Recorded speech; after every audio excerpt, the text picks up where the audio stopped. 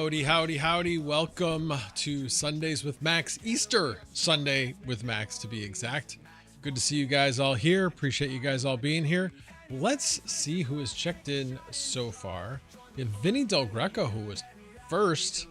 Son of a Rabbit, Patrick Murphy, Burn, Gaming with Smokey Dan, Shides. Hi, let's talk about 30 series GPUs and how much I love them.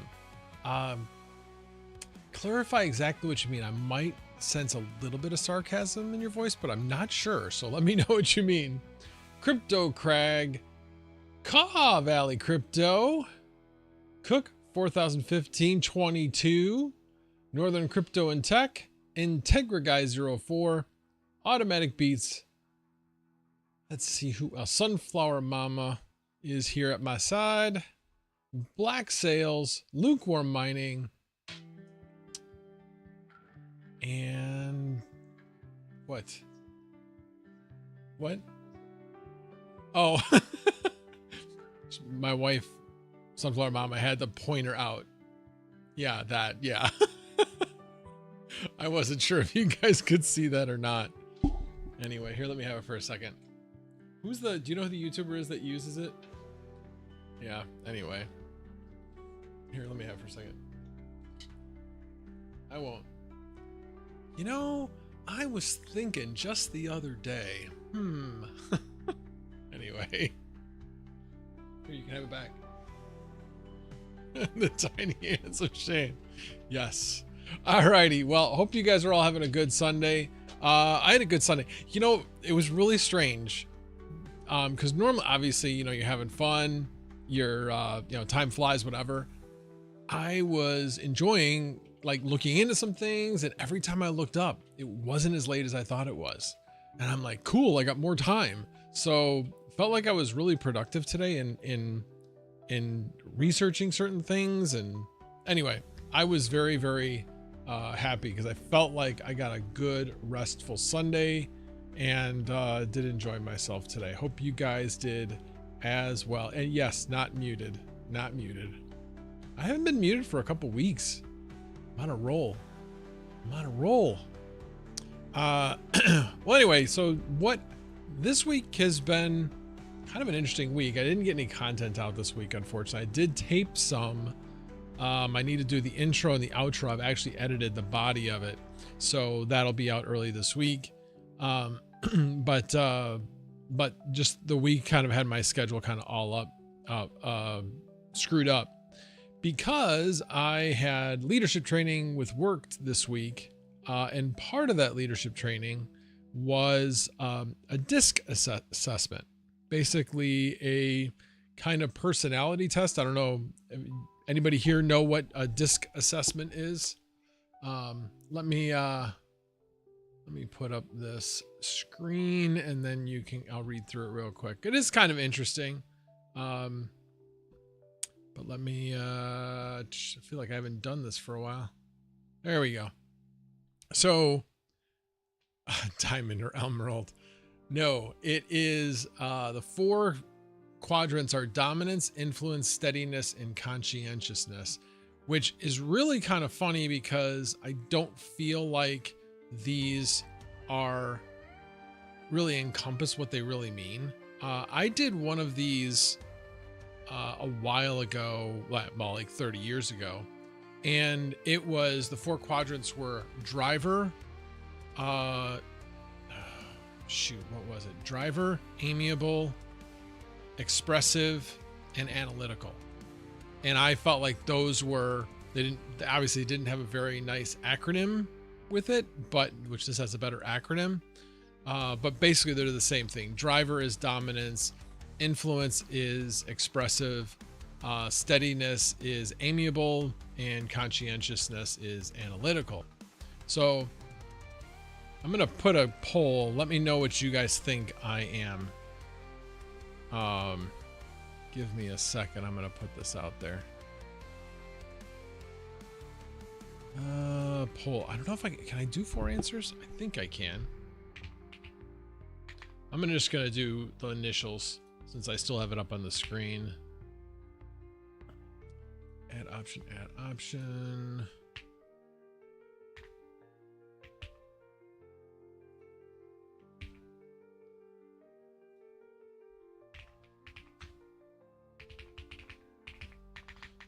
And they were like, what leadership type are you? I don't care if you're leader or whatever, you still fall into one of these categories. So I call it personality type.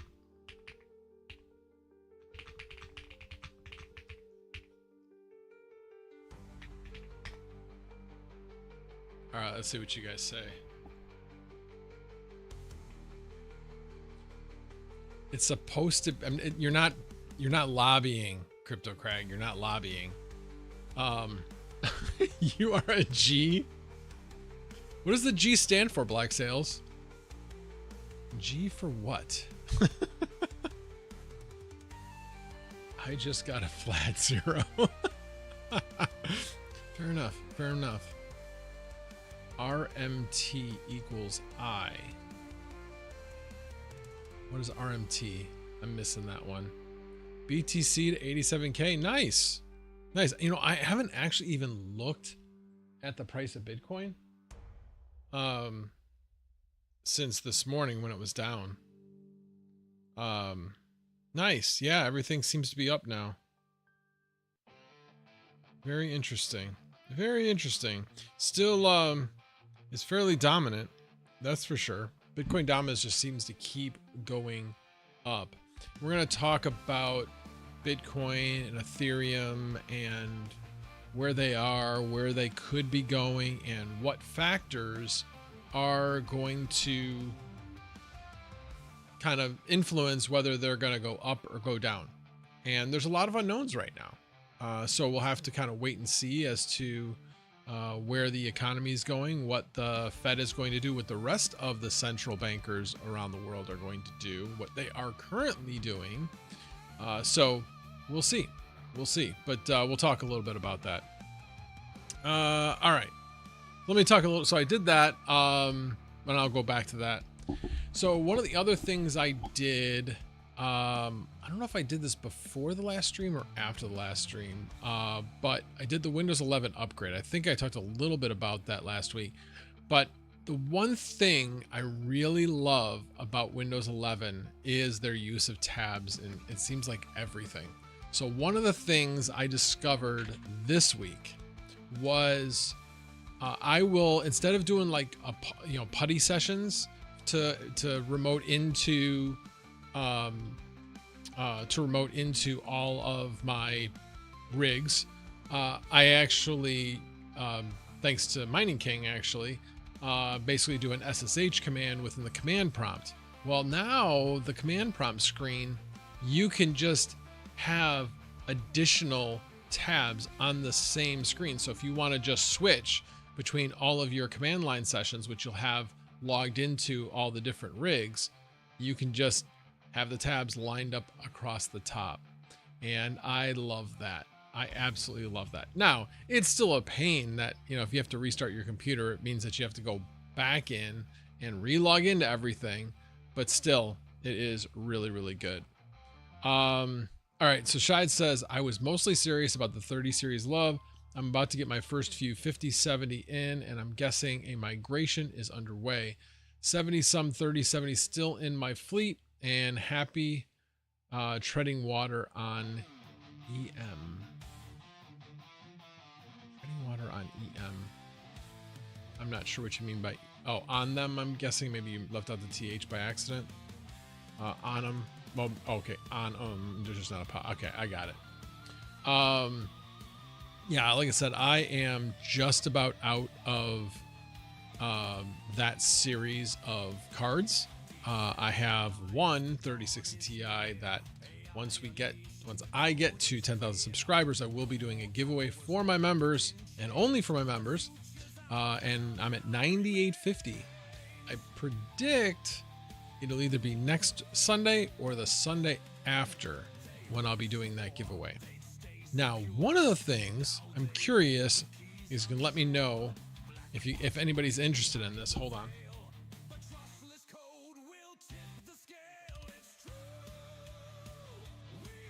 Sorry, I was looking for something and I didn't see it initially. So I got this 970 from my son. Basically, it was in the garbage bin for work, and they basically, instead of reselling it or anything like that, They just send it to a recycler. But for them, they allow their employees to pick through it. So he called me up, this was a couple of years ago, and said, hey, do you want any of this stuff? And I'm like, yeah. And there was a couple of servers, which I didn't end up using. So I ended up giving away to somebody in the neighborhood that was into electronics, so he could kind of play around with it. But I never did anything with this. And it might work, it might not work. Who knows? I don't see any burn marks on it. I've never plugged it in. If anybody has an interest in this, let me know. Let me know. But yeah, it is a Zotac GTX 974 gig with 4 gig of DDR5. So, because I'm keeping one of my 1660 cards as a as kind of a plug-in card if I ever need a card to test something. So I am keeping one of those. Plus, considering I'm still debating whether I'm going to fix the fans on it, I may try the trick that Panda did in a short this week, where he balanced out the fans. So I might do that. I thought that was pretty cool. I wish I'd known that trick a long time ago, because man, I've replaced a lot of fans that wobble. That's for sure.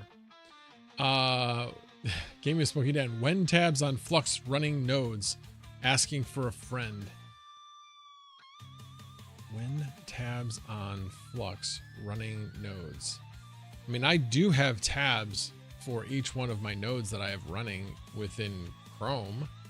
Always. As I have it's funny because I actually have 2 tabs. I have one that was from my old wallet when I was on Zelcore, and then I moved everything over to SSP, which is their new, more secure wallet. And so I've got a tab open for that. Plus I have 1 tab open for each one of my nodes. I have a Nimbus and a Cumulus. That's it running currently. Shides also like that gamers still find value in the 3060 Ti. I'm selling the handful I have here and there and here and there for decent prices, funding 50 series buys. Yeah, the one thing I found interesting, so I've got one rig that's on a 5090. It's been rented once on Vast. It's taking a long time for, I guess I did summon Panda since I just said about your short on balancing out the fans. That was amazing, by the way. That was amazing. I can't believe that's all I had to say, and I summoned Panda. Hello, Mr. DJ Mines. Good to see you. Thanks for dropping by. Appreciate it. You too, Panda, of course. Have you heard any updates at all for proof of useful work on Flux? No, I have not, but I haven't really been seeking it out. I had, until Friday, been really enjoying being almost fully rented. And then the bottom dropped out. So I went almost from fully rented down to almost 0 right now. I have one 3090 that is rented. All my 4090s are no longer rented. Now, why did that happen? I had some outages. They did some scheduled maintenance, as well as Saturday morning. They took down my line because they said, oh, you're having some problems, blah, blah, blah. So then they came out and made sure everything was operating correctly. And he's like, yeah, I cleaned a few things up, but it didn't really seem like it was the reason for it. I'm like, yeah. I said, so with mid split, they actually have to come out every so often and basically rebalance the waveform. Because like one side or the other will like fall off and therefore lessen the speed. So I'm on 2.1 gig down, 300 up. Last time I checked, I was getting 350 up, but the download was kind of up and down. It wasn't consistent, but I don't even mind, getting a little bit less than the 2.1 gig, as long as it's consistent, stays up, and doesn't have latency. But it has recently had some like 5-minute bouts of high latency. So hopefully that doesn't happen during the stream. If it does, please let me know. Please let me know. Oh yeah, Tiny Max. Okay, well, I was leaving it up there so you guys could decide in the poll. which one you thought I was. There we go. I'm going to end the poll and then I'll switch back to full screen. Well, you have it. You guys mostly had it right, but those people that were in second with the D are very close as well. So I am considered CD. Basically barely into the C range. So that's where I'm at.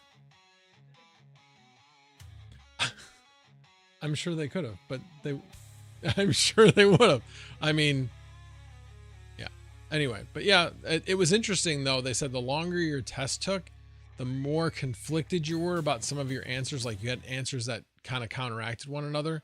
And so if you were answered like perfectly, you probably were done in 10 to 15 minutes. If you didn't, you were somewhere between 15 and 25 minutes. And I finished in about 20 minutes when I did mine.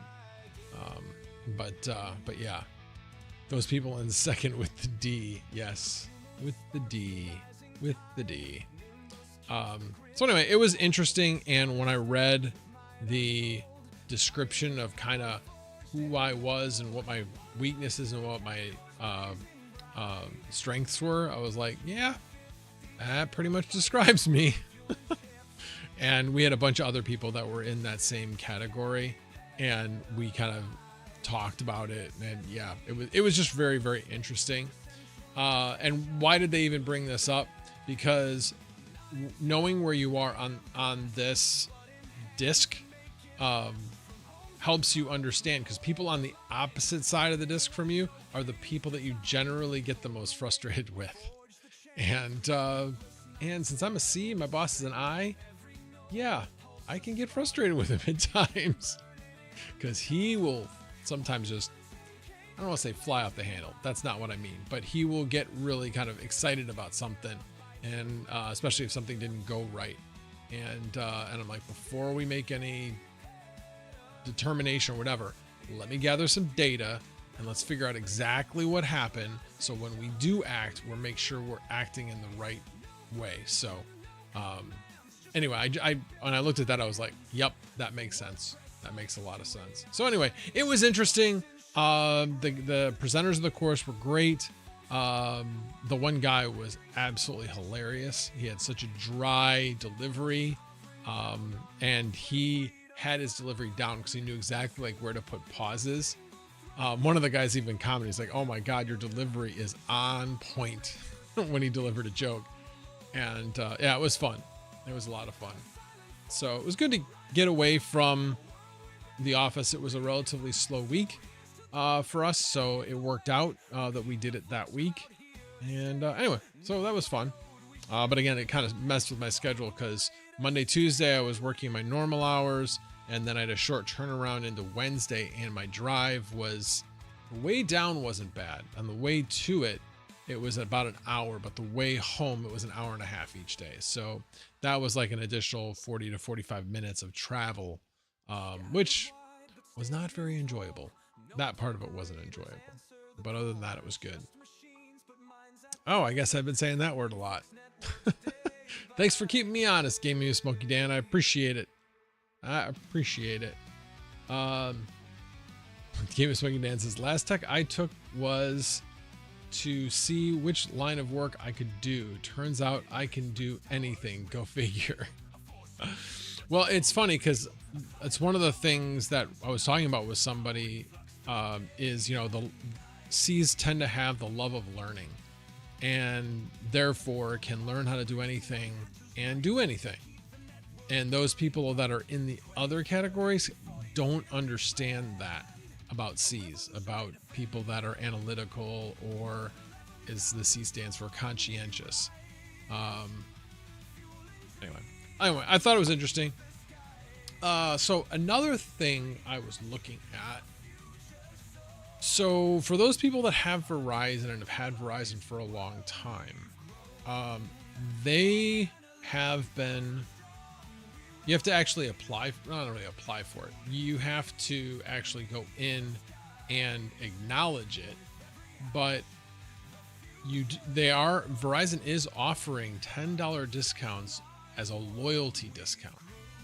So we have a $30 per month plan plus taxes and surcharges and all that kind of stuff. And actually it's now gone down to $20 with this $10 surcharge or $10 discount. And it's only for 1 year. But I was like, that's pretty cool. So we have 5 lines on our plan, and so that's an extra $50 in our pocket. So that was pretty nice. But remember, I did have 2 lines on Comcast. And yes, they did have a new plan, which was interesting because it was offered to existing customers. And so now they're offering a free line for a year if you get a new phone on them and you sign a 24-month contract. So it's still the standard price. The price hadn't changed, so it would have been the same price we were paying, but it would have been free for a year. The difference, though, is I'm paying $20 a month, and we have fewer phones on our plan now. We used to have 7 phones, but my mother-in-law and my father passed away, so that's 2 fewer phones on the plan. So we're down to 5. We need 4 to keep the best pricing. What's really strange is, well, not really strange. It doesn't matter how many phones you have, you pretty much pay the same amount. So if you have 4 phones, you pay $120. If you have 3 phones, you pay $120. It doesn't matter. So that kind of just drives you to make sure you have at least 4 phones. So if I was going to move something over to Comcast, I'd only have 1 phone to move, which would then be $40 on Comcast. So at that point, what's the point? Not really much point to do it. But I did want to make sure people were aware, if you're in a situation like I was, where you can move 2 phones over to Comcast from Verizon. Again, Verizon and Comcast both use the same network. It could be a really good deal because you save money on the first year with not having to pay for one of those lines. And then the second year would just be their normal cost, which is slightly less than Verizon's normal cost. But if you do have Verizon, check out, see if you've got that loyalty discount available to you. You can always get in chat and see if you can request it. Oh, and by the way, and if you are over 55, you can get a $20 discount with them as well. Not that I'm over 55, but I'm just saying. All right, let's see what I missed over here. Black belt. What? All right, I'm not going that far back. You think you're an eye.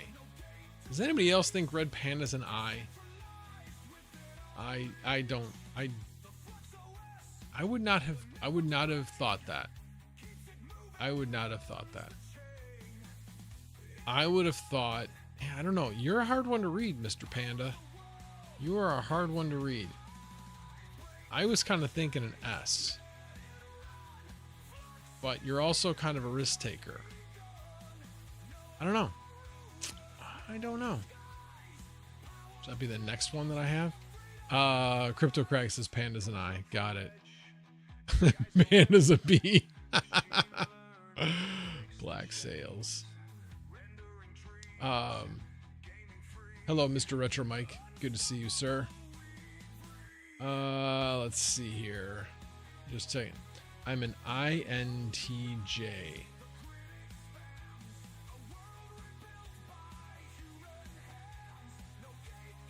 Oh, yeah, I'll just put the search that I did for Google. Let's see. Oh, it's not gonna let me put the whole thing in there. Just search for disc assessment in Google. And then it'll have it.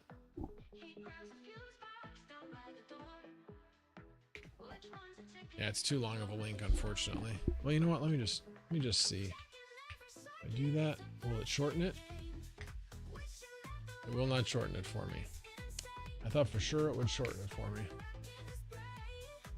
All right, let's see.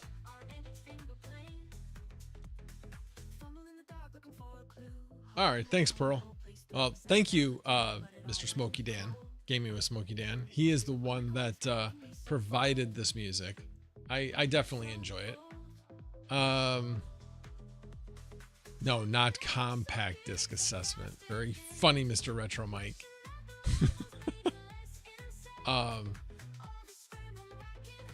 Disc, D-I-S-C assessment.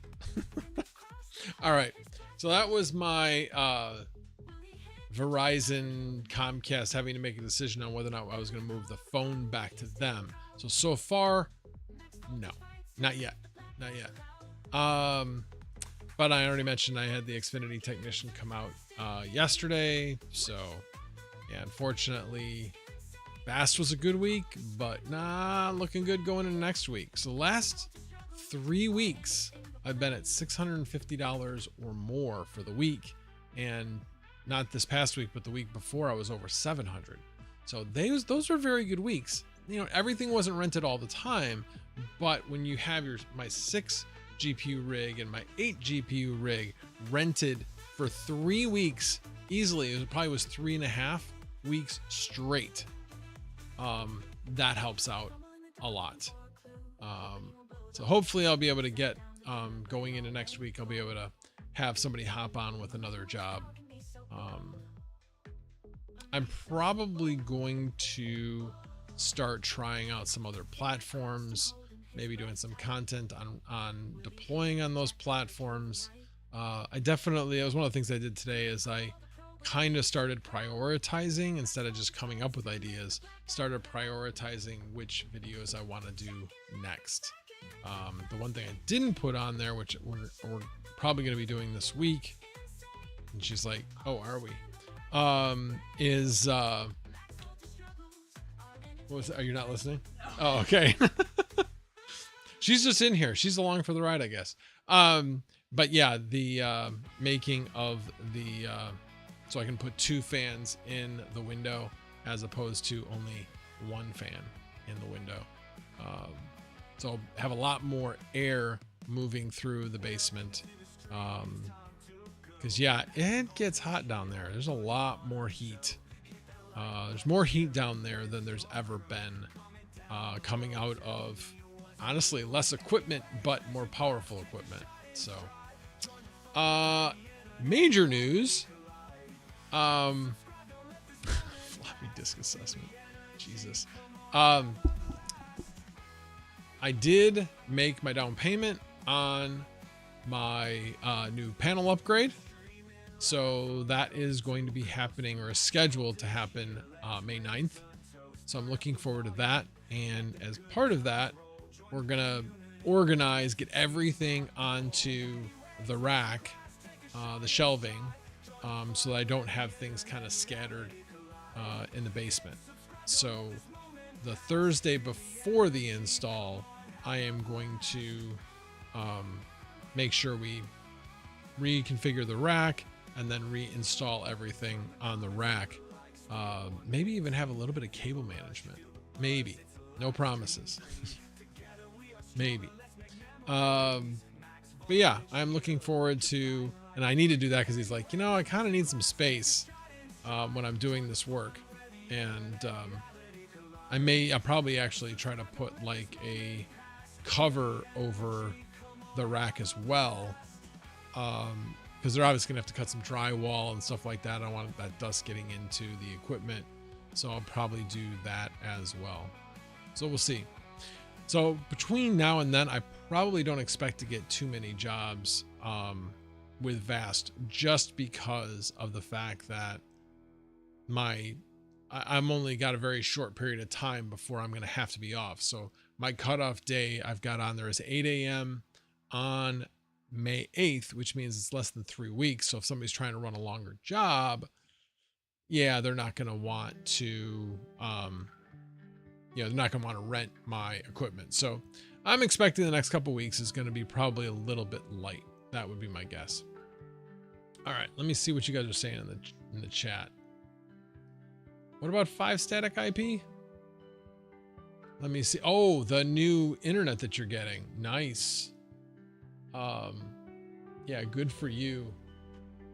Getting 1 gig fiber Wednesday. Unbelievably pumped. It's Cody Johnson. $101 per month for 1K up and 1K down. Yeah, I'm currently paying $105 for 2 gig down and 350 up.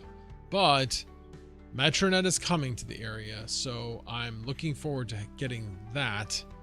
And I'll probably downgrade. I'll probably keep Comcast, but downgrade the service to like 1 gig to save a little bit of money and use that as either a backup or load leveling type of thing. I know I happen to look at the latest update from Ubiquiti for Dream Machines, and it talks about how there's a problem with having 2 WANs on the latest release. So I'll be waiting to see if they fix that. I got a ways to go. It's not going to be until the beginning of next year when they actually are able to do it. But maybe Comcast will know that they're coming, and maybe in our area decide that they're going to fast track faster internet and faster uploads. I don't know. We'll see. We will see. Hoping. I'm definitely hoping. They've been doing some upgrades in our area, which is why they've had those maintenance times. But yeah, we'll see. All right, let's see what else you guys are saying in the chat. I didn't have a ton of things to talk about. It's been a half an hour. Red Panda, it's been fueling my vast building edition. LOL. I'm coming from 300 down, 8 up. Wow. Yeah, that's going to be a heck of an upgrade. That's for sure. Super S. Smart, superior, sly, surreal, and stubborn. And short. Let's see. Yes, more power. I am looking forward to that. I mean, for a lot of different reasons, actually, because I know at some point we're already looking at, I'm going to bring this up. This is actually the car we've been talking about that we would like to get. I don't know if we're going to get it, but it's the one we're currently looking at. So all electric. Let's see if I can find it.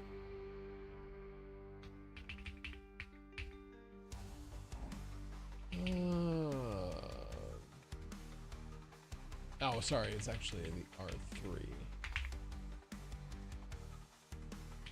And it's 2027 model.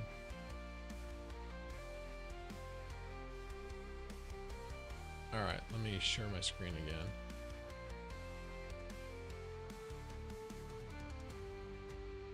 All right, let me go to view gallery.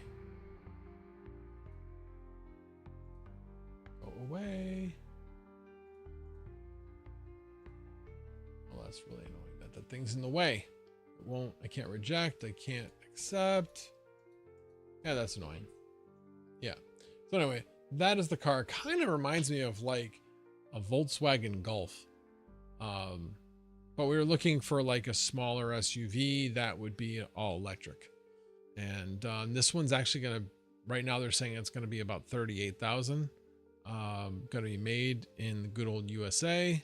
I actually have a plant down in Bloomington, Illinois, but they're rolling out plants in Georgia, which I think this is where, I think the Georgia plant is where this one's going to be made. The new R2 that's going to be coming out actually is actually going to be made in Bloomington. They're finishing up the plant over the next couple of months. They're on track, and then they'll start making the R2, which is supposed to come out beginning of next year. That one's going to be 45,000. So certainly bringing the price point way down from where Rivian currently has, which is like 72,000 minimum. Yeah, I'm not paying $72,000 for a car. No way. No way. Son of a Rabbit 1982 Golf. Yeah, pretty much. And yes, this is an EV. So that's where I got to with the reason why I'm looking forward to getting the panel upgrade, because it will enable us to install a charger, an EV charger at some point, where the previous panel I have wouldn't be able to. So, and the previous panel is like 20 years old. So they do have a lifespan. I mean, you start to have problems. I know my parents, actually, now that I think about it, the house that they bought was built like in the late 50s. And they got a panel, not an upgrade, but a panel replacement, like early 80s. So it was only like 20 years. So I've had this panel for over 20 years, about 22 years. It wasn't the original panel, which was really small. This one was 30 positions. The new one's going to be 40. So, all right, let me see what I might have missed. 120 USD for year service. Wife yelling. Hopefully, Frogman would just throw her the credit card. She will be fine. Yeah, that's definitely sexist. No question. I think he was joking. All right. They sell later and double my money. Okay, I really want to buy a Tesla while they are half off right now. Yeah, the difference though, I watched a Mark Rober video and he showed the different systems for making sure you don't crash into anything, so accident avoidance. And in Chicago, we get fog pretty often. And driving in fog, their accident avoidance was almost worthless. While if you have LiDAR instead of cameras, LiDAR works in fog. It can identify different things. So he did a test. And by the way, Mark Rober has a Tesla. This was not an anti-Tesla thing. While people will accuse him of that, had nothing to do with that. He was just simply testing what he was curious about, and why would Tesla go with cameras instead of LiDAR? Did it matter? If you know of his content, he is constantly doing things that he's curious about. And this was something he was curious about. So, but anyway, it did make me really kind of think like, do I want that?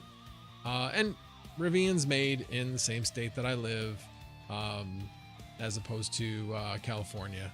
So it just kind of all adds up that it makes more sense. Plus, it has in our opinion, more of a car-like look that a SUV look that we like.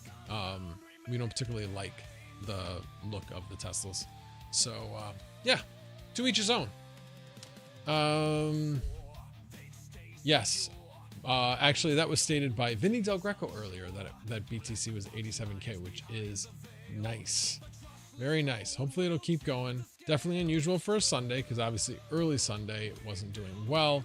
But, it is Monday in Asia, so maybe that's what's leading to the pump. The mini pump. Small pump. Very small pump. But not complaining. Not complaining at all. In fact, I had... as I've been telling you guys, I'm doing like round trips. So I still think we'll still see lower again. I don't think we're going to continue going up from here. We're going to still continue to see cycles.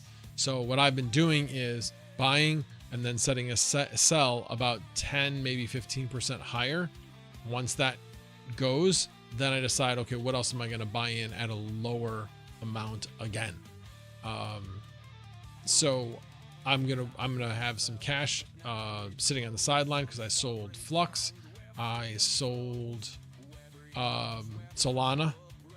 Those were the two that most recently sold. I haven't looked to see if anything sold with this recent increase.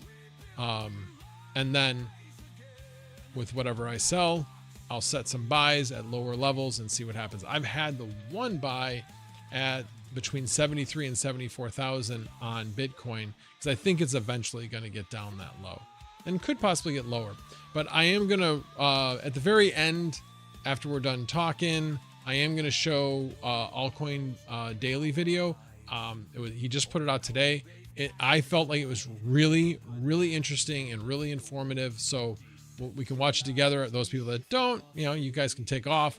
But that's why I'm going to put it at the end. It's about a half-hour video, and I'll stop and we'll discuss partway through it. But I definitely think it's a great video. Very analytical guy who is doing the analysis.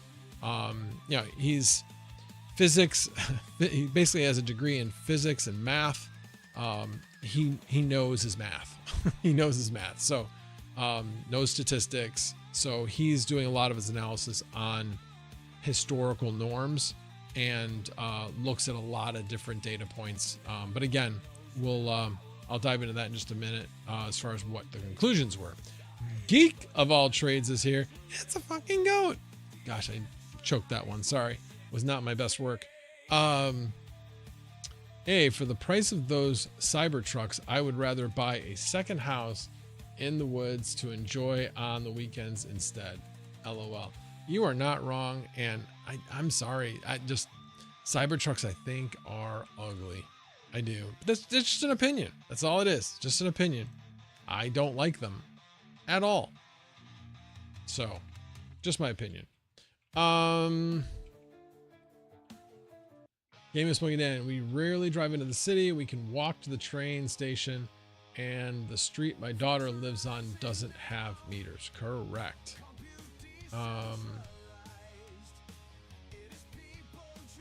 Oh, yeah.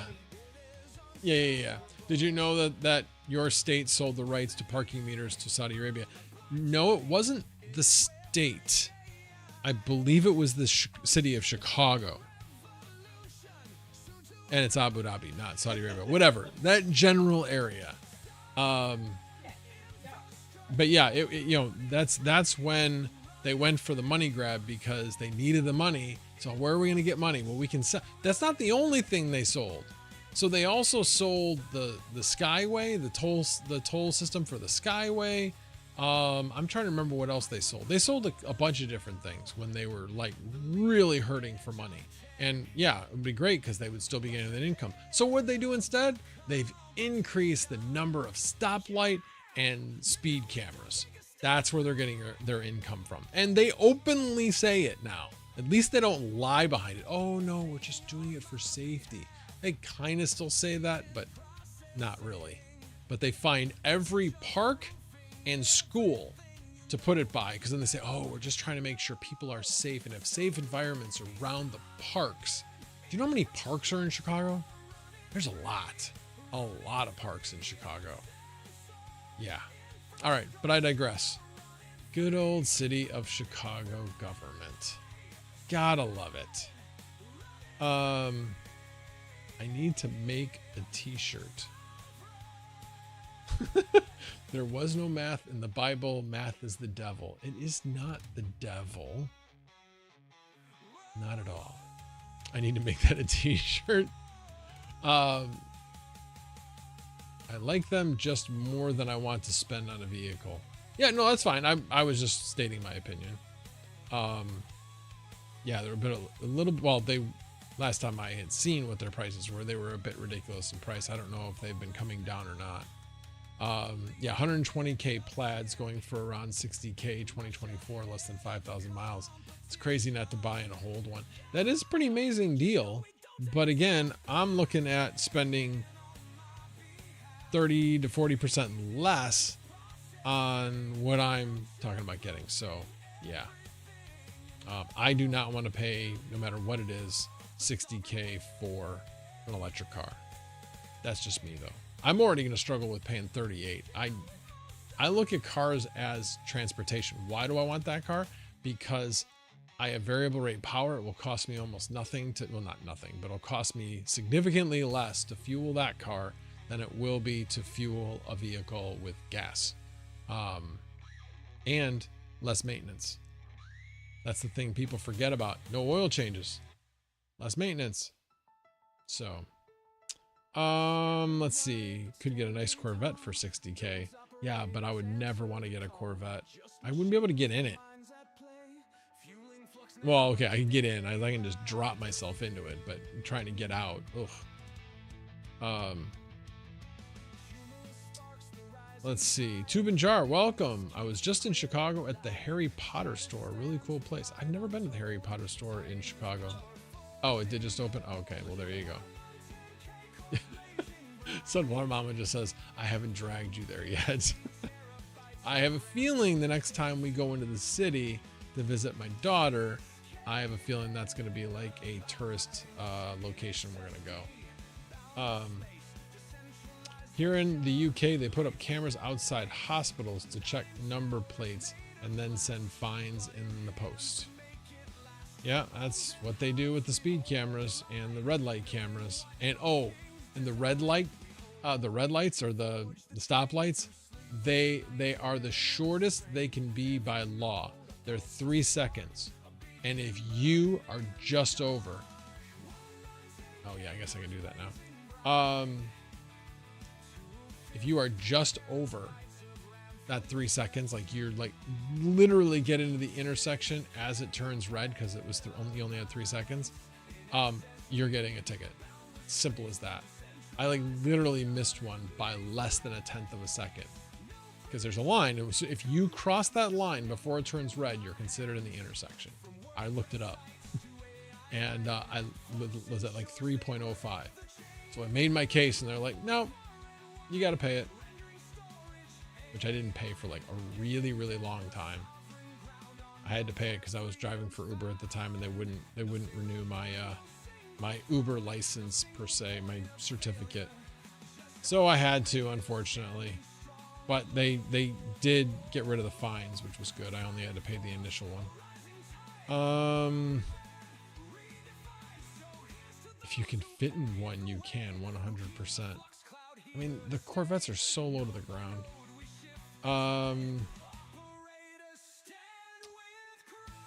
Smokestacks or normal exhaust. Okay, now we're really getting deep into cars. Crypto Greg.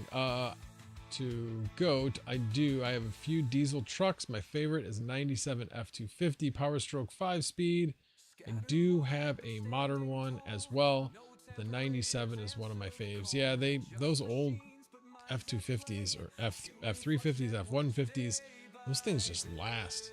My brother-in-law had an F250, then replaced it, and then had problems with the one he had. And I think has another new one. It's doing better, but they had a bad run, like late teens, like 2017 to 2020. Yeah, it was a bad run. Bad run. Ford's had some problems with different cars. We had a 2008 Ford Freestyle. Look up that car. That thing, well, you want to talk about, okay, we didn't buy that car for the looks. That's for sure. But having 4-person family that did road trips, it worked really, really well. But the problem was it was a 2005 Ford Freestyle. We got rid of it in 2008. But we had it and got it to 60,000 miles. And then it started having some issues, and we discovered that the transmission was failing, and this was a systemic issue with that transmission. It was a CVT. If anybody knows anything about CVTs, yeah, they're great. They ride wonderfully. You don't feel the shift, but I don't think anybody's really figured out a way to make a robust CVT. I have a friend of mine that has a Nissan, and his CVT has died, and he's like having to pay like $4,000 to rebuild it. And that's basically what we were going to have to do. So we got rid of that car, traded it in to an unsuspecting dealer that had every right to check it out, check out the history, check to see what kind of problems that particular car had. And it was well known that this was a problem, but hey, they still took the trade in. So I was good with it. It was the last day of March when we bought it. Worked out really well. Swamp 7, camera tickets are unconstitutional. Supreme Court ruled you don't have to pay them in the USA, FYI. I know what you're saying, but when you're a good portion of your livelihood is being threatened, that you're not going to be able to earn money, I didn't have a choice because I wasn't going to pay it. I still have one from, I don't know, another town, actually 2 other towns that I haven't paid, that from a long time ago. Oh, plus we have the toll in Texas. And, and did you have a toll in Louisville too? Yeah, the toll in Louisville. Yeah, exactly. So, yeah. They'll eventually come after us, I guess. See. Anyway, we never plan on going through Louisville and ever again. So that's fine. All right. Hash Rico, welcome. CVTs are basically moped transmissions. Nissan super notorious for failing CVT. Yeah, like I said, so was Ford. It was a bad idea. It was a really bad idea. I went with the all-wheel drive model, and I wish I'd gone with the front-wheel drive model. I don't remember if the Ford Freestyle had a 2-wheel drive model. I'm not sure. Anyway, that was a long time ago. That was almost 20 years ago. Goat, yes, happy 420, everyone. Oh, that was one thing I was going to talk about. So, Goat, I should actually just have him here, but Goat, do you know what the origination of 420 is? Do you know where it came from? And how, not only where did it come from, but why did it become a big thing? Like, who was the one person or people that made 420 a thing? Police ticket? What? What are you talking about, Vinny Del Greco? A police ticket?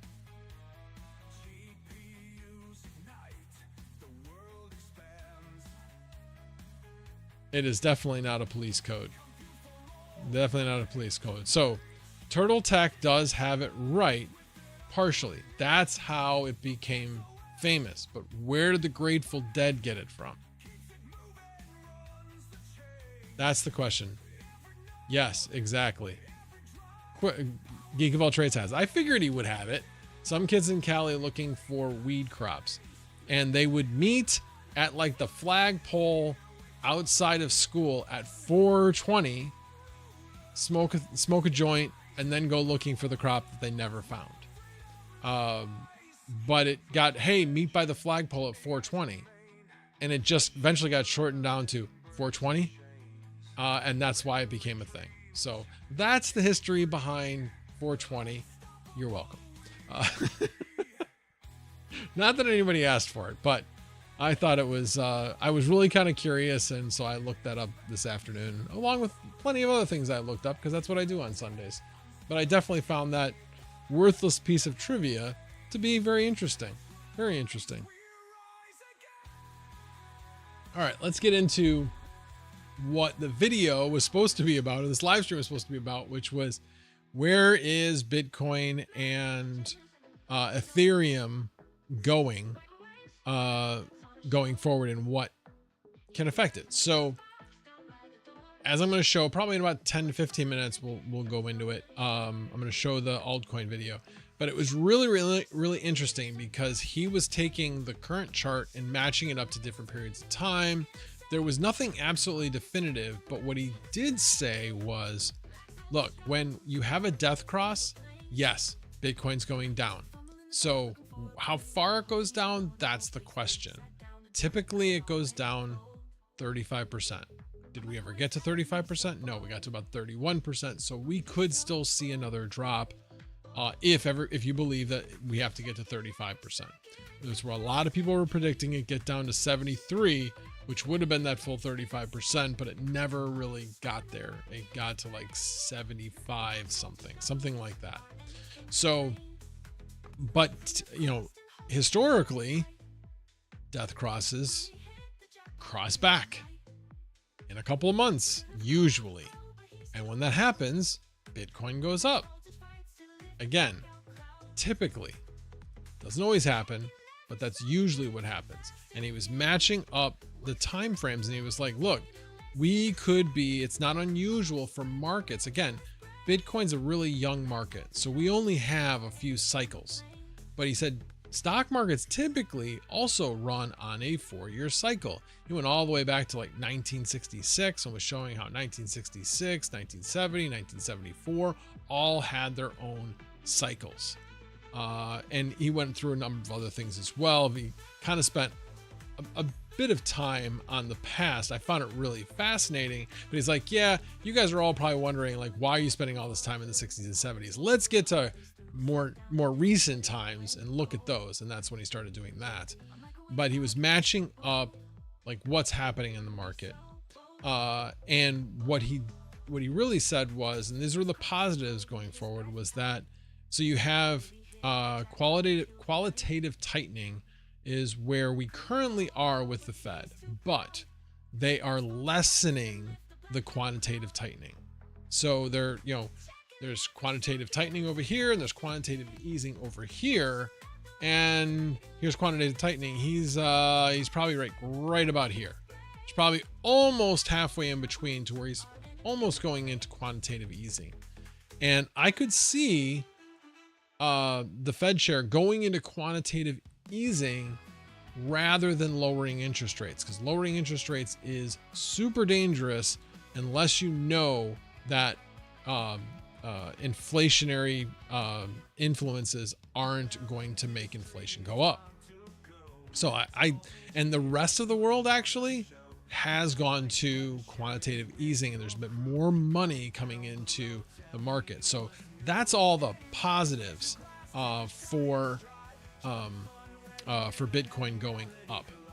Now the negatives are, if we head into a recession, which a lot of people are thinking we're already in one. The Atlanta Fed is been predicting under, beyond -2%. I think it's like -2.6% for first quarter of this year. We'll see if that ends up coming true, but that is their forecast. So they are forecasting a very down January. Now, that can be explained in the fact that there was a threat of tariffs, and there was a lot of buildup into the end of last year. So all that pent up, what would have been bought in first quarter, got bought in fourth quarter. And then once Trump got into office, they went, okay, he's going to do what he's going to do, but I'm not going to continue buying at that rate. And especially considering at that point, they think that demand could go down as a result of the tariffs and all that kind of stuff. So that could be a very, very big reason why first quarter. So it could be a one-time event. So we'll have to see what happens. And obviously we've got this 90-day extension of low tariffs with 10% on the rest of the world. And we'll have to see what happens after that. We'll have to see what Trump is going to do, because he's put an exemption on electronics right now, but we'll have to see how long that will last. The actual exemption says it's through May 31st, but he could change his mind at any time, which there's been some talk that he will selectively start redoing the tariffs for certain things. So I don't know. We'll have to wait and see. The other part of the piece, which has been talked about in the press, but still very, very true. One thing that's very, very different about all the other times we've done massive tariffs is other countries have leverage on us, and they can just sell off their bonds and tank our bonds, causing our interest rates to skyrocket, causing our complete economy, I don't want to say collapse, but head into a 70s type of economy where interest rates were just ridiculous, and sent us into really, really bad stagflation. And trust me, the late 70s were not a great time. I still remember, things with my parents and things that were going on. And yeah, it was it was not a great time economically, that's for sure. So it'll be interesting to see that play out of federal governments threatening to dump bonds onto the market, or at least threatening to do that if Trump continues on the path with massive tariffs. I don't know. It'll be really, really interesting to see. All right, let me see what I missed in chat. Hash Regal, BTC pumping, trying to break resistance. Let me see. Yeah, about 87.3 right now. I mean, it's funny. I mean, Ethereum just is not going anywhere. It's going to be interesting to see what happens with Ethereum, because May 7th, they have a hard fork. And that hard fork will make it so, like right now, when you have to transact on Ethereum, you got to have Ethereum in your wallet, and it costs a lot unless you're going through a layer 2. But a lot of the enhancements that they're bringing to the blockchain are wallet. They're enhancements that allow wallets to make big enhancements, basically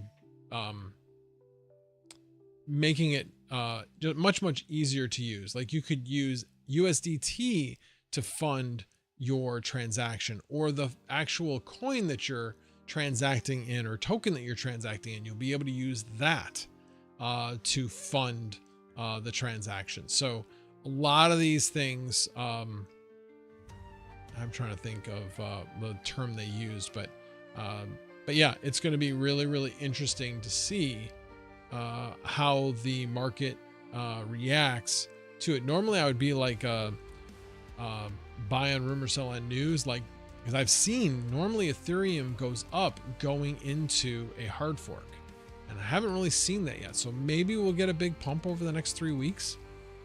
We'll have to see. I'm hoping. I bought a bunch of Ethereum, and you know me, I'm not an Ethereum fan at all, but I looked at that track record, and every time there was a hard fork, there was a pump going into that hard fork. So fingers crossed that we get that pump. Bought a little too early on a lot of my stuff, but we'll see. I'm not buying any more, that's for sure. That is for sure. All right. Too many institutions buying, cycle is broken. Well, again, as I mentioned before, you know, the markets generally have a 4-year cycle, and institutions have been buying for years. So just saying, I don't think it's just Bitcoin that has that. Yes, exactly. QE with increased M2 make BTC go up. Absolutely. Oh no, I've gone cross-eyed. Oh, just wait until we watch this video. Yeah, buy the rumor.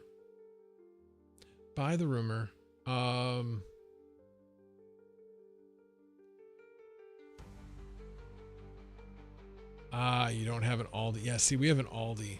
It's so nice to have an Aldi within walking distance. Well, walking distance for Sunflower Mama, or bike riding distance.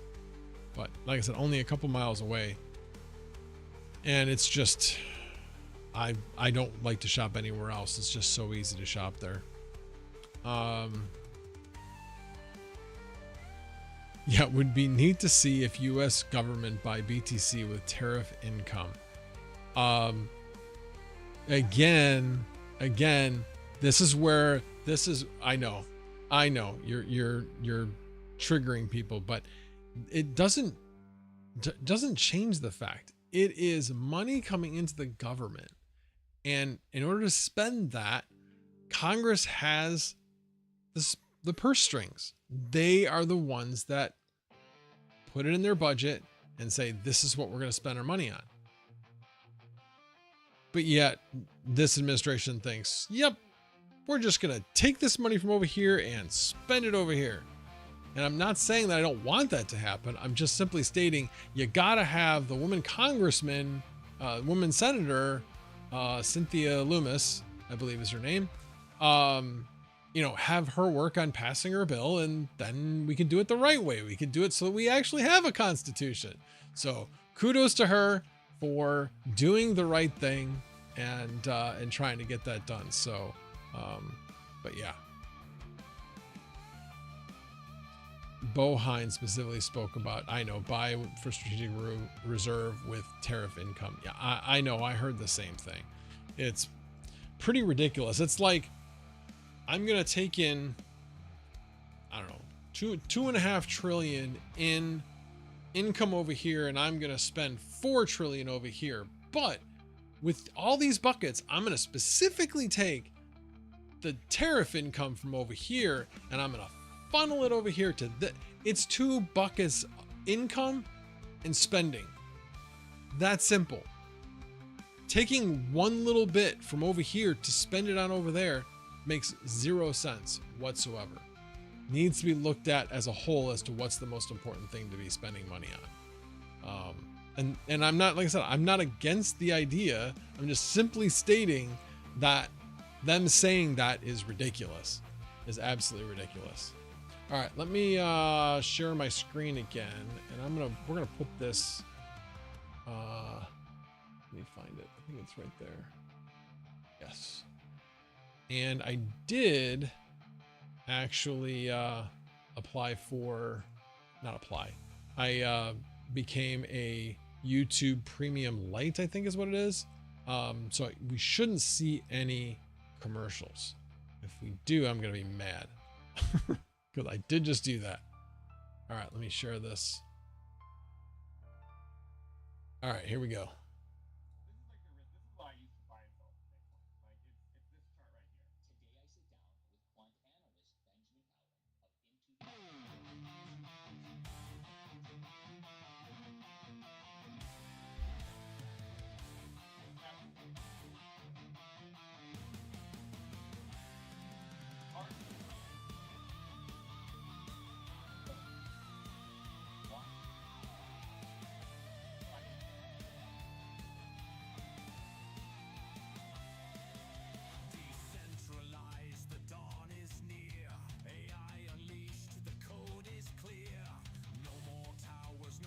Oh, no sound? Oh, sorry. All right, hold on a second. We're gonna back that up, and I'm gonna put on sound. To buy and sell Bitcoin. Like it's this chart right here. Today I sit down with quant analyst Benjamin Cowan of Into the Cryptoverse as he shares his forecast for Bitcoin in 2025 based on the data. Down like that into 2026. And my guess is it would try to find support like somewhere. We also talk what's really next for Ethereum. Arguably, what's happening to Ethereum right now is what needs to happen. And watch today's whole video. This is like a risk. This is what I use to buy and sell Bitcoin. Like it's this chart right here. As Benjamin shares the exact chart he uses to know when to buy and sell Bitcoin and how to win. When you say you buy and sell with this chart, would you say, if you want to trade like a quant analyst and you want access to all these charts and more, use code Altcoin Daily for a limited time discount, link down below. The long-term audience of Altcoin Daily knows you, but just as a reminder, on your pedigree, could you just remind the people of your background? You mean like before crypto? Before crypto, and then when you got into crypto. Okay, so yeah, sure. I was undergrad in mathematics, and I did a minor in physics. I did work at NASA Johnson Space Center for a little while, and NASA Langley in Virginia. Then I graduated, and then I went to grad school, and then I did a master's in nuclear engineering, and then a PhD in nuclear engineering. And my dissertation was on radiation damage in ceramics using molecular dynamic simulations and in situ transmission electron microscopy.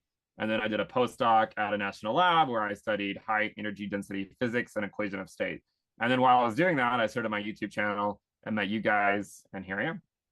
And when you heard about Bitcoin, you got it instantly, or it took you a while? I first got into crypto back in 2011 because I said I was a math major. One of the electives that we were able to take was cryptography, right? Not cryptocurrency, right? It was just cryptography. So I first got into cryptography back in 2011, heard about Bitcoin, and really started becoming interested in it in 2013. But I don't really fully feel like I fully grasped it because, back in 2013, I remember watching it drop from like $1,100 or something to like, back down to $100, $200. It wasn't obvious it was ever going to come back, right? It just kind of felt like that might have been it. But I think by the time we got, out into 2016, 2017, it became more obvious that like, hey, this is actually going to be around for a while. Like this isn't just a fad, and it'll be here in the future. Well, I love the different perspective you bring to the crypto YouTube, crypto content creator space of math, data, quant analysis. So let's jump right in, Benjamin, and maybe just start for me. Big picture, is Bitcoin still in a bull market, or is this the new bear market? Yeah, look, I think a lot of it is going to depend on what it does in the next month or two. There's obviously a lot of talk about, the 4-year cycle. Maybe I could actually share my screen. All right, yeah. So a lot of people are very familiar with the with the 4-year cycle, right? And they should be, because Bitcoin has operated very well under the assumption that it is a 4-year cycle.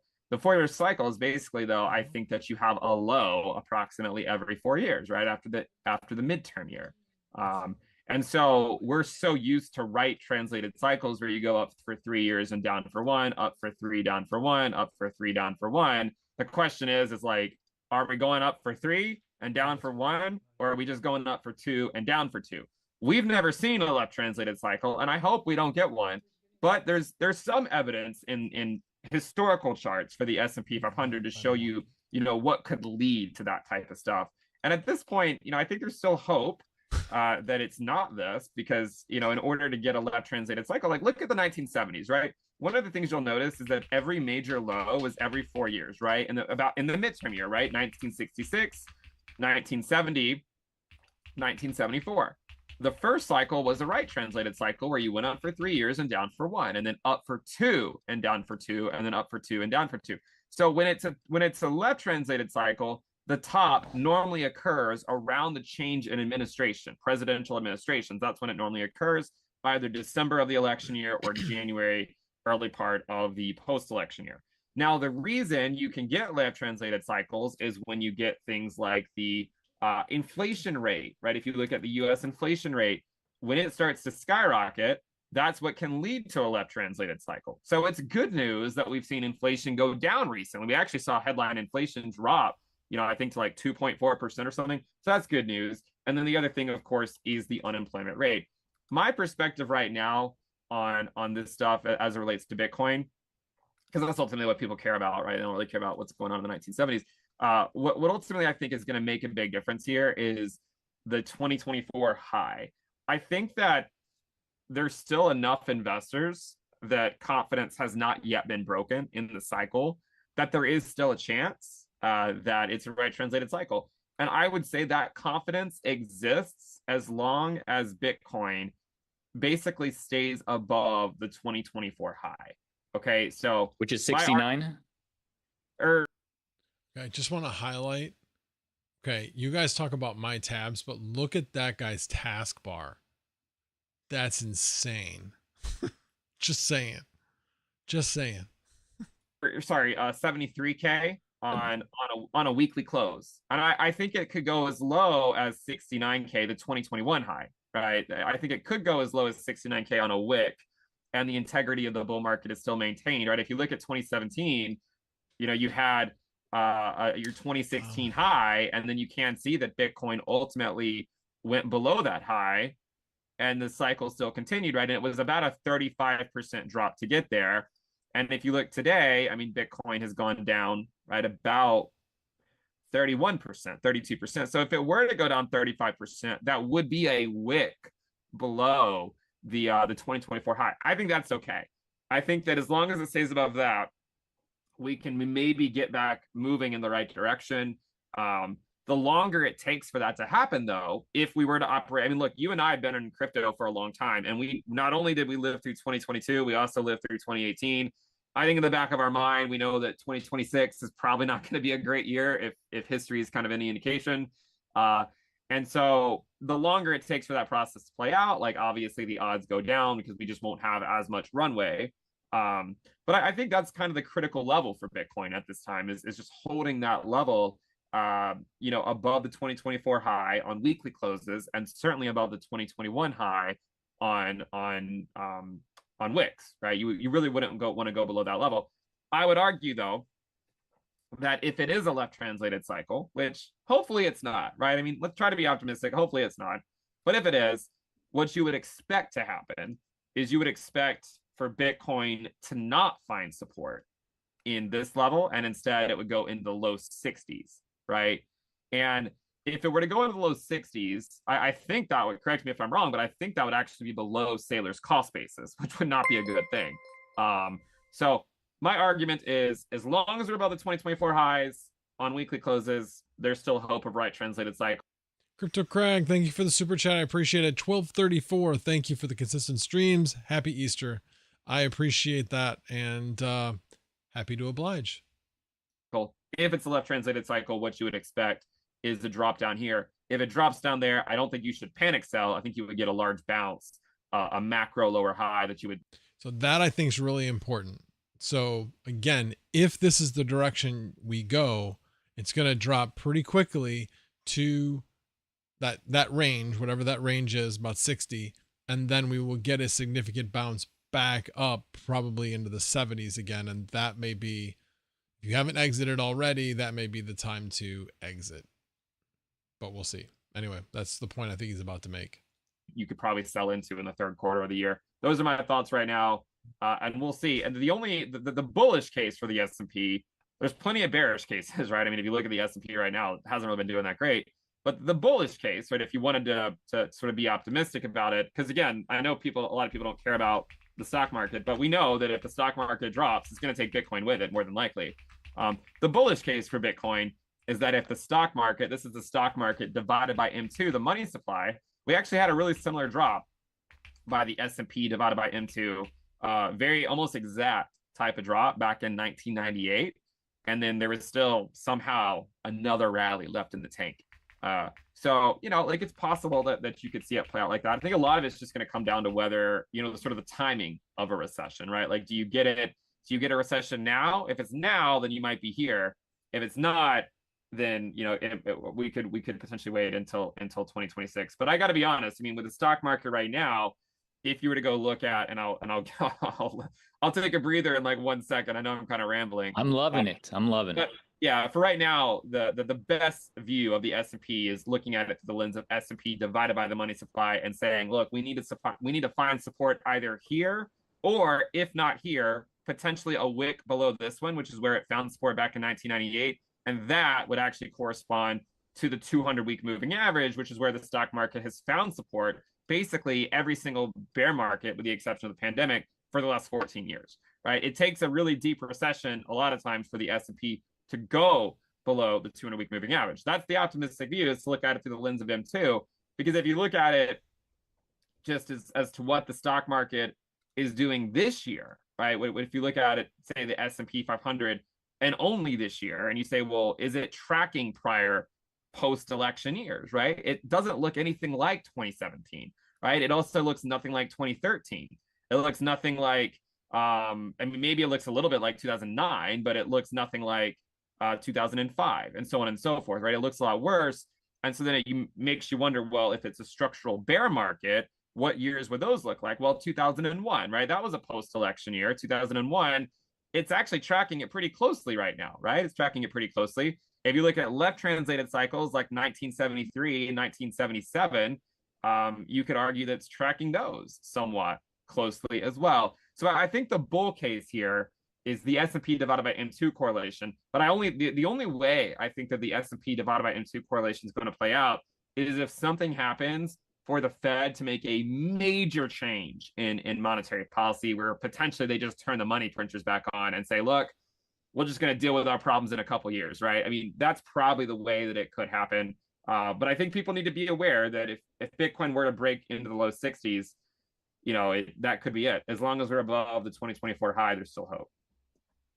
By the way, for the folks at home, if anybody out there wants access to these charts into the cryptoverse, you want to be quant analysis, explore these charts, link down below, discount code with code Altcoin Daily. But Ben, question for you. Let's talk about, I totally understand if we're looking at the Bitcoin chart, the red line you just erased. If Bitcoin can maintain above it, then that's a higher low. So the Bitcoin's still in a bull market. In the short term, if it breaks below that into the 60s, Worst case scenario, let's say that the S&P breaks down below the trend line and we get the depression in all markets. This is worst case. What's your worst case scenario for Bitcoin? Well, I think, I would say worst case scenario for the stock market is just a left translated cycle like the 1970s. I'm not really of the opinion that it's going to be like an 80% style depression or anything like that. I would say, it's possible that the stock market could drop 30 or 40%. We already saw the stock market drop, or it's even possible the stock market could drop 50, right? In a really bad outcome. But look, the stock market dropped 20%, Bitcoin dropped 40%, right? Or a little more than 30%. If the stock market were to drop another 20%, then you probably would see Bitcoin, go back down to some of these levels back over here, like, from back in 2023 and 2024. What's really crazy is that Ethereum, which I know we're going to talk about, right? Ethereum is here on the chart, right? Like it's at where it was back in 2022. So the fact that Bitcoin is where it's at right now is just sort of like a great advertisement for Bitcoin as to like why, Bitcoin dominance mattered a whole lot this cycle. But look, my guess is that, if it's left translated and sort of the worst case scenario does play out for Bitcoin, it would look something like this, right? Where it just gets rejected here. Eventually it comes back down here, tags that trend line, gets a big bounce maybe into August or something, and then just comes back down and then sort of goes down like that into 2026. And my guess is it would try to find support like somewhere in this range potentially where it was in 2023, like and then we just build a base hopefully from that level. I'm really hoping it doesn't play out like that. Like I feel like that would be kind of brutal for the market, but it's something that people should be aware of. Like it can happen, and if it does happen, it would just be a great opportunity because while a lot of the FUD for Bitcoin is that it's never survived a recession, right? So if Vinny, you are not were to wrong. have a recession, it would die. But I don't think it would die. I think it would survive, for the short term, and probably be even stronger that we do coming see back that from it. So those are my views if it does play out like that. We talked about bear case. Let's switch a little to bull. You were talking about M2 in the S&P before. I'm sure you've seen this on Twitter, or let me know if you have. M2 and a 10 to 12 week lag for the Bitcoin price. And M2, which for the folks at home is global liquidity, that is increasing. And it's about a 10-week lag. It increased about 10 weeks ago. If it correlates, and they say the correlation's around 80%, Bitcoin should be going up this week, next week. It's time. Do you put any credit into that? Yeah, there's definitely credit into the idea of like they're never going to stop printing money, right? If they're ever going to, look at again, like if you look at the S&P divided by M2, it's at the same level it was at back in 1998. The reason that asset prices largely have gone up is just because they keep printing money, and the global money supply continues to go higher. So yeah, I think over a long enough period of time, they're never going to stop printing money. So risk assets are never going to stop going higher. In the short term, we know that those trends can sometimes deviate, right? Like they can deviate for a few weeks, a few months. That's certainly a possibility. One of the reasons, by the way, that the global money supply has gone up so much is because the dollar has collapsed, right? And if you look at the money supply of other countries and you convert it to dollars, right, that conversion becomes more favorable when the dollar collapses because now their purchasing power has gone up relative to the US dollar. So yeah, like I think there is a decent correlation there. And sort of my base case coming into the year was sort of we would see a lot of weakness between February options expiration and March OPEX that could extend into April, early to mid-April. Well, we're in mid-April right now, so I'm having trouble sort of fading that narrative. And I've seen everyone talk about it, but even in that case, I kind of would still expect potentially one more drop before, maybe putting in a higher low, right? So you had your low here, maybe put in a higher low and then go back up. There's one thing I want to show you really quick, and it relates to the death cross that Bitcoin just had. One of the things that we've noted is that the last 2 years, the low that we got after these deep corrections occurred right when the death cross occurred, right? So if you look at 2023, you can see that there's a low when the death cross occurred. If you look at 2024, right, there was a low set when the death cross occurred. And so you can see that so far this year, right when that death cross occurred, right, we got that low. So what we're in right now is sort of like this death cross rally, right? So you're going to get the death cross rally no matter what, whether it leads to a higher high or not, or a lower high is irrelevant. You almost always get death cross rallies. We had one in 2021. By the way, we also had one in 2019, and it led to a lower low about a month later. So, and that's my main concern for Bitcoin, is that if the money supply correlation breaks down, and then we have to start looking at this, and we go to a lower low and say like May or something, maybe we get like a bad unemployment rate print or something, right? I don't know. The good news is that on our last drop by Bitcoin, it didn't even test the 2024 high. So if there is a lower low, then there's still some flexibility there for Bitcoin to potentially hold that, and then hopefully rally off of that level. So yeah, I would say in the short term, you know, I mean, things have looked a lot worse than they are right now. I would expect at some point, and even last year, right? Even last year after the death cross, we had this rally. We eventually tagged that 200-day moving average, and then we came back down to form like a higher low. So I would expect at least something like that in the next few weeks. If it's a lower low, maybe we go back to the 2019 comparison. If it's a higher low, then hopefully it's just a right translated cycle, and we see the S&P divided by M2 get a big move up. The problem with the S&P divided by M2, or the issue with stocks, is that the longer that stocks are suppressed in price, the more that'll lead to layoffs, right? And layoffs then lead to less demand, which then leads to lower earnings by companies. So it's a negative feedback loop that we don't want to get in. You could argue the reason that in 1998 we didn't go into a recession, even though the market dropped, right? Even though the market dropped like 20%, is because the market then reclaimed the highs within just a few months, you know? And so companies really had no great reason to lay people off, right? I mean, the stock market was back at new all-time highs.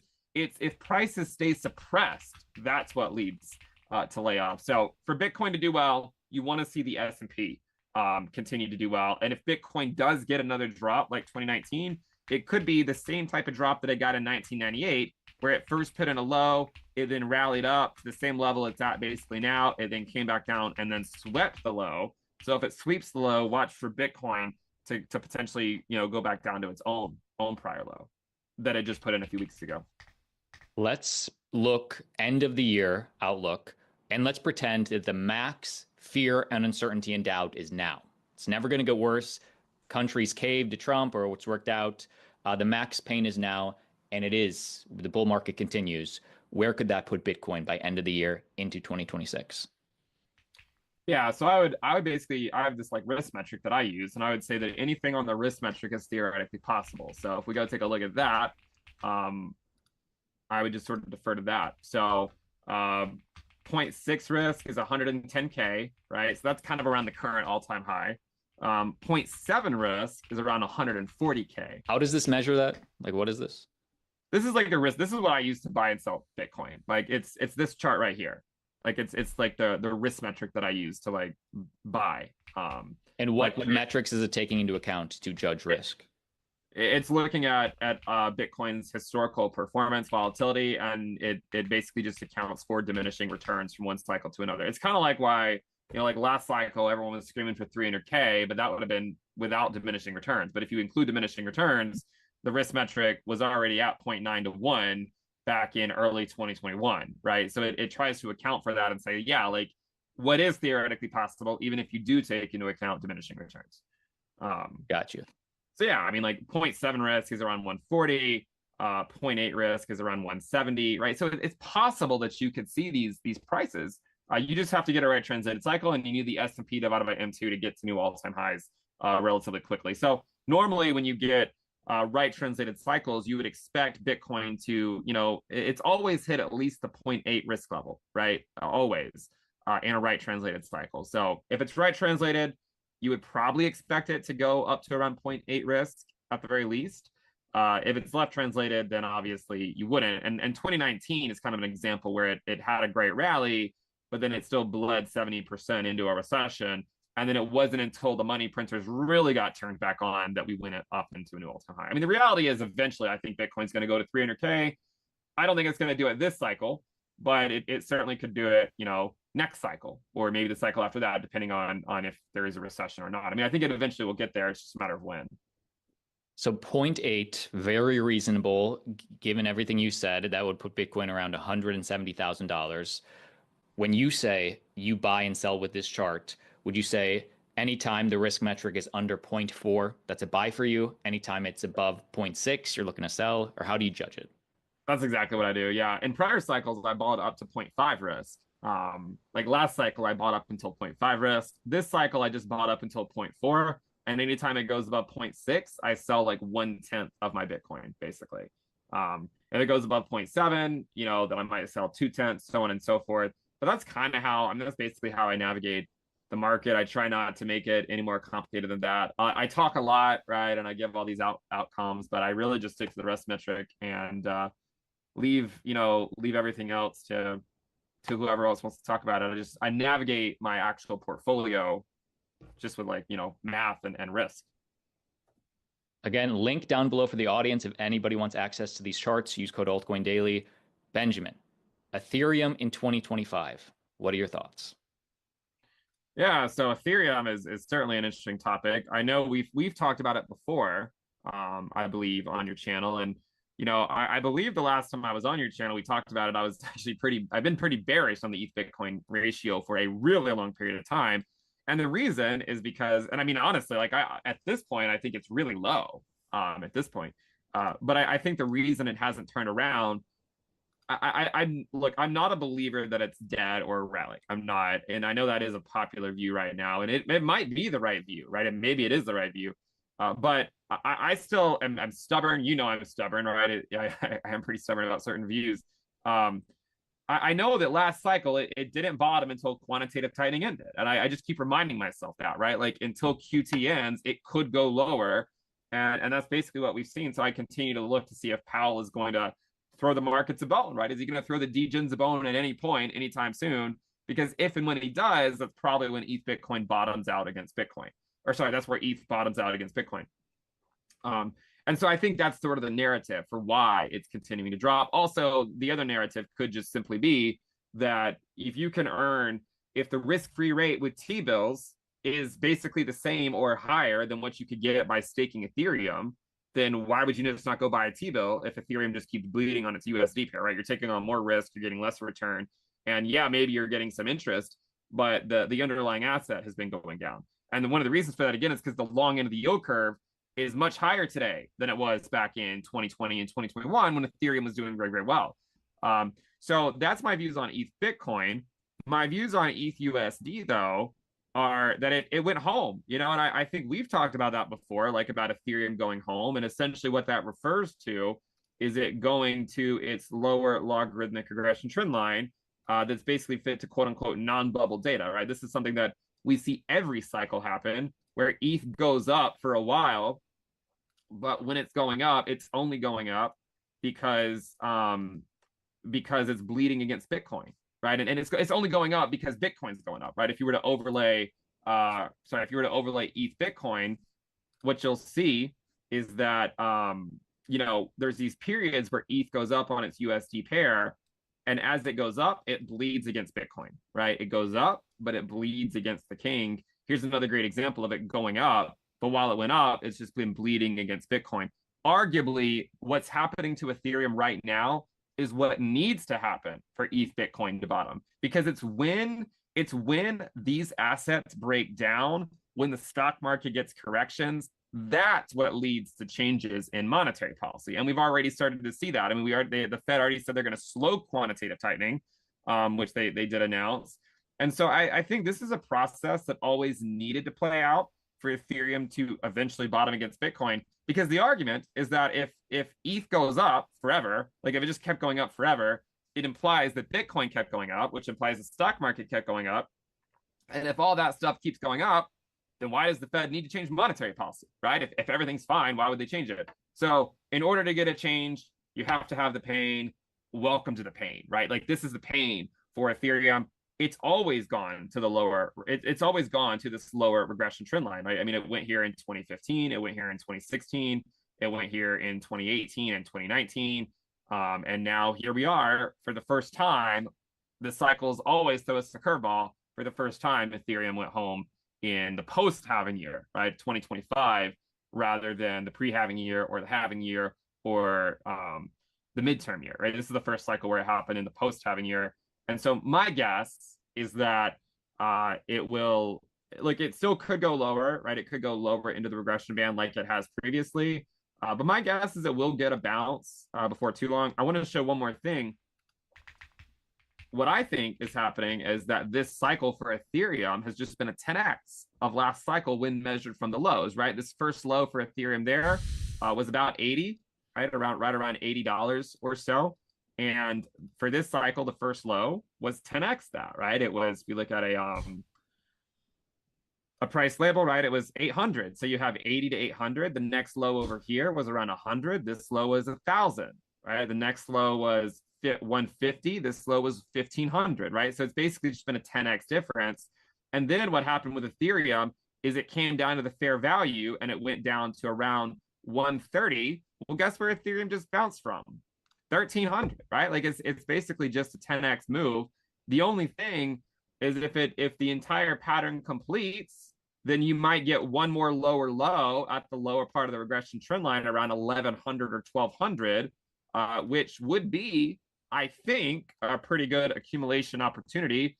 I already own it, right? I mean, I for a long time, I was just basically Bitcoin only because I was very optimistic about Bitcoin dominance going up. But, I think, I have hopes that Ethereum will bounce somewhere in this range and it will get this rally, right? It'll get that rally. And then from there, it's not impossible for it to go to an all-time high in that scenario, right? Like I think you get your sort of your pre-recession rally, if you want to call it that, and then maybe this is sort of indicative of the markets finally accepting that type of a move. But this is one way to look at it, and then the other way to look at it, which is also frankly optimistic, is what happened with the S&P 500 in 1990, right? If you look at the S&P in 1990, we had a recession. And it wasn't a 50% drop. We had a triple top, right? We had this triple top right here, and then we had some lower lows. And it was on the third lower low, right? You had a low, and so you tested the high. You went to this high, and you came lower. You found more. But the reason why I played that video is because how many people in this chat have round-tripped their Bitcoin once, maybe more than once? Do you plan on doing it again? I don't. So you need to have an exit strategy, and knowing what the negatives, the possible negative outcomes and what the influences that could affect the Bitcoin price, and paying attention to those possible negative influences and seeing what those reports are can allow you to move faster than what the general market moves. If you notice some of these, there was a week delay in whether or not there was a huge drop or a huge increase from what happened in like the stock market and such. So just be aware and have a plan. Make sure that you know what you're going to do. I'm watching for that. I'll probably allow it to come all the way down to 60, allow my Bitcoin to come all the way out to 60. And then when I see it bounce back up into the 70s, I'm out. I'll wait for it to drop all the way back down to 27, because I believe that is a very, I don't know if it'll go all the way down to 27, but I believe that that is a fairly likely that certainly we could see the around 50, maybe upper 40s in the next bear market. I don't know. That's what I'm looking for. So, and again, I'm not trying to be doom and gloom. I'm not saying that at all. My point is that it's a lot easy. It's really easy to ride the ride up. It's really easy to do that. It's the ride down that sucks. So make sure you're not taking the ride down. That's the reason why I bring these things to people's attention. If you listen to what he said when he has like a risk factor that he uses. And if you looked at where it was at 110, when it was at 110, he sold 10% of his Bitcoin. When it goes up to 0.7, which I don't remember exactly where that was. I remember that 0.8 was like 170. So it's probably somewhere in between, like probably between 130 and 140. He was going to sell another 20% of his Bitcoin. So that's my point. He has a plan. He knows what he's going to do, and he has it set up, and he doesn't need to think about it. He doesn't need to worry about it. Just, this is what he's going to do. He didn't actually talk about what he was doing on the way down, but it's good to know that what is it going to look like? If it does go down, what's it going to look like? What does it look like in the past? So that hopefully you don't ride it all the way down. And obviously we're at 87 now. I don't know if it's going up or going down. Neither did he, but he did lay out a possibility that seemed more likely to have Bitcoin go down than go up. It's more likely that we head into a recession with the forecasts that are out there. And right now, the Fed chair does not appear to be interested in qualitative easing at this point. And without qualitative easing with where the economy is right now, yeah, I don't see how Bitcoin is going to go up. Not saying it's impossible, just saying that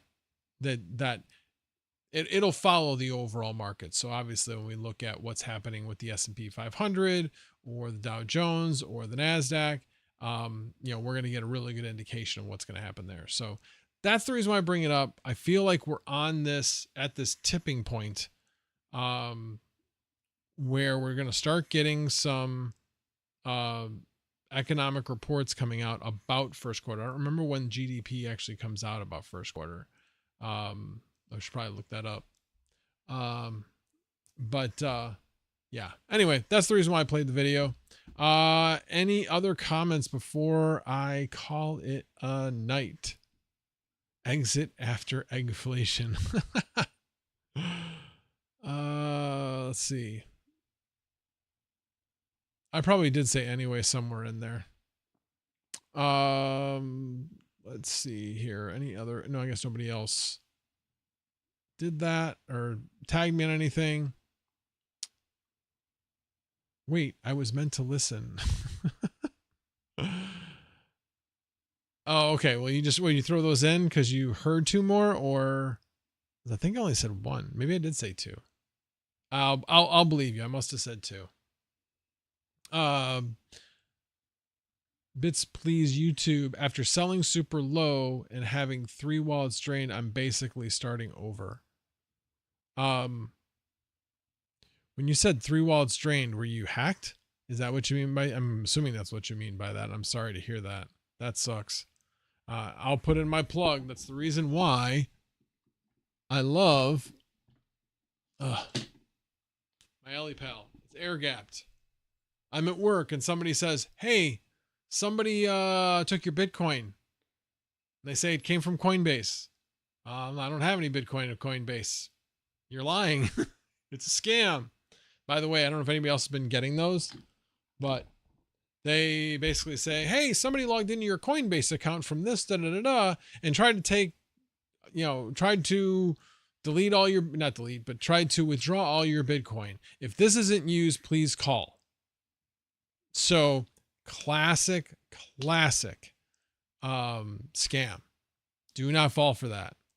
But again, like I said, if you have your stuff in a hardware wallet like EliPal or Tangem, you have basically an air gapped solution. Now, technically the Tangem is not air gapped because it can read the card. Like somebody could come up to you if they had some type of ability to do it. They could actually hold it up to your wallet and then read the card and maybe do something that way. But either way, still not very likely. But yeah, that's where you should have your crypto, at least a majority of your crypto. Obviously, if you're trading, not as easy to do with your stuff in a hardware wallet. Give me a Smoky Dan. I can confirm the voices in my head turned to. Okay. And actually, since you just chatted, I just realized I had not turned the music back on. There we go. Alrighty, guys. Well, I am, let's see, Son of Rabbit, how wallets are always burner wallets. I think he meant have wallets. Gaming with Smoky 9 keeps all of his crypto in Panda's wallet. Hey, if that's where you feel like it's safest, go for it. He told me it's safer than a bank. Well, that's not saying much. Oh, hot wallet. Got it. Alrighty, guys. Well, again, thank you guys for being here. I appreciate it. Oh, wait a minute. Swamp 7 had something. Happened to me also. MetaMask lost like 80K in total. Oh my gosh. That is a lot. That's a lot. Yeah, I have very little in MetaMask. In fact, the majority of what I have in MetaMask is I have like 4,000 ETC POW. Yeah, somebody wants to steal that, they're gonna have it. And then I have less than $100 in my I don't keep stuff in there. In my Phantom wallet. I don't keep stuff in there. And I have a decent amount on the exchange, but I have way more in my wallets. Way more. So yeah. That is about all I got tonight. So again, appreciate you guys all being here. All 32 of you that stuck with it the whole time. I appreciate it, whether you believed in that or not. I know a bunch of you didn't. Appreciate you guys sticking around. Alrighty, guys, and I will remember to do the outro tonight. But as always, no tabs were harmed in the making of this video. Good night, everybody. If I can find the outstream.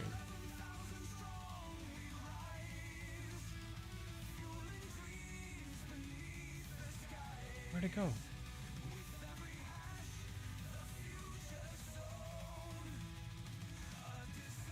Oh my gosh, I can't find the outro. I'm gonna find this, guys. It's bugging me.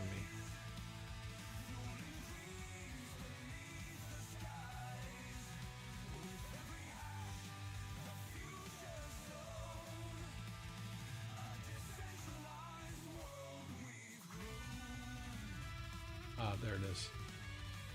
Good night.